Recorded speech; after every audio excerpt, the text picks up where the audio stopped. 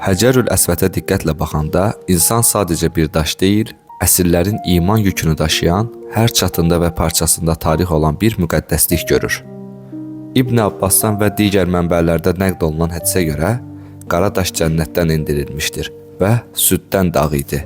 Lakin Adəm övladlarının günahları onu qaraltdı.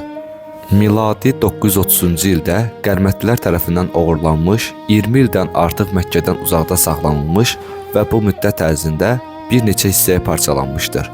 Yenidən qaytarıldıqdan sonra parçalar bərpa edilərək qorunması üçün gümüş çərçivə ilə əhatə olunmuşdur. Bugün Həcərül Əsvət gümüş çərçivə içində möhkəm şəkildə qorunur. Onun hər bir parçası milyonlarla möminin sevgisi və ehtiramı ilə əhatə olunub. Toxuna bilməyənlər belə uzaqdan əllərini qaldıraraq ona salam göndərir. Allah bizə ona təvazö ilə yaxınlaşmağı nəsib etsin və çatdığımız anda niyyətlərimiz qəbul olsun.